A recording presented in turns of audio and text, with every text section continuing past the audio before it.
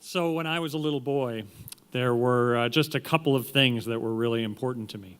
And one of them took almost all my time. From the time I was about 7 years old, all I wanted in the world was a monkey. And I grew up in a family where it was clear we were not even going to get a dog. But I kept pushing for a monkey.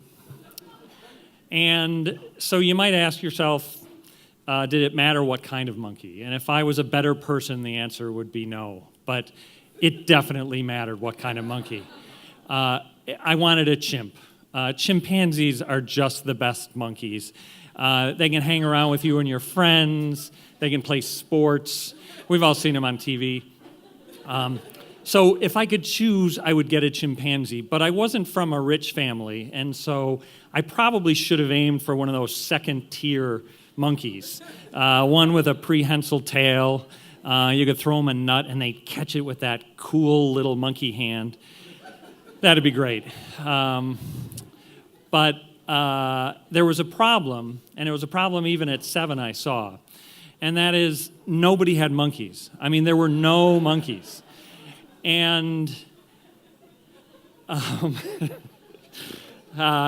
and I knew in my heart, my 7-year-old heart, that everybody wanted a monkey, and yet there were no monkeys. And it wasn't just because they were rare, because a friend of mine's grandmother had a bird that we taught to swear, and that was rare.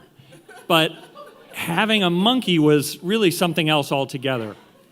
And so this is when I came up with this theory that really had a big impact on me and still does today. And it was that when you grew up, you had to give up cool things. You had to give up monkeys and wanting monkeys. And that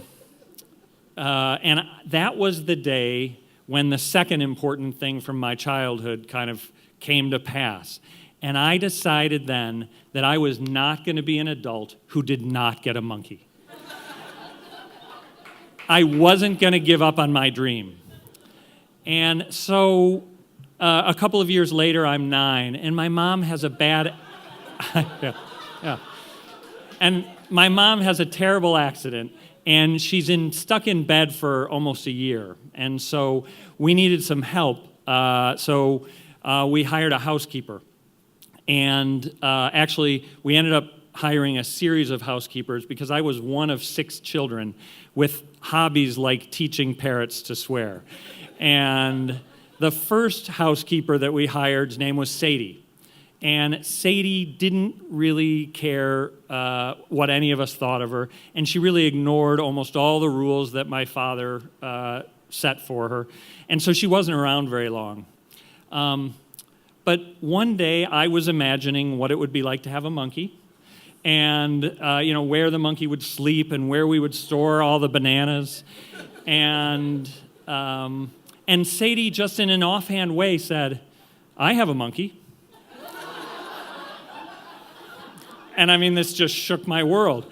And it shook my world because by this point, I had gotten comfortable with the idea that until I grew up and got my monkey, there would be no monkeys.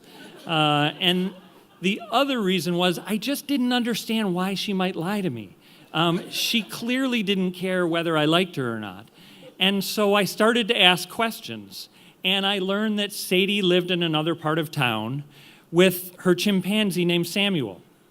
And he wore a diaper around the house, and when she wasn't there, other people took care of him. And sure, she missed him, but this was her job. And so I immediately went and told my parents. Sadie told me she has a monkey. And my parents immediately made some new rules. And as I think about it, this probably didn't help with her longevity as our housekeeper.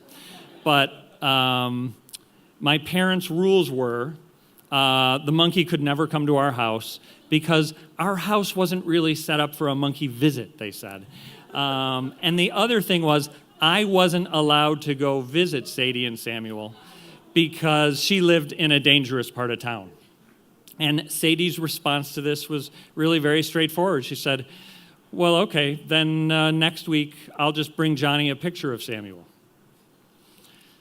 So on Sunday night, I am pressed up against the glass, waiting for Sadie to come. And she comes in the house, and she opens her purse, and she takes out a picture. And sure enough, there is a picture of Sadie holding a chimpanzee who's wearing a diaper in what looks like an apartment. I mean, next to her is a big, comfortable chair. On the other side is one of those 1960s playpens that I guess Samuel lived in. And I stare at this picture, and my parents confirm, this is real. Sadie has a chimpanzee. And that's the day that I learned something altogether new. I learned that growing up didn't mean you had to give up on your dreams. We can all live the life we want as long as we're willing to pay the price. And I learned it all from Saint Sadie, my patron saint of not giving up on your dreams.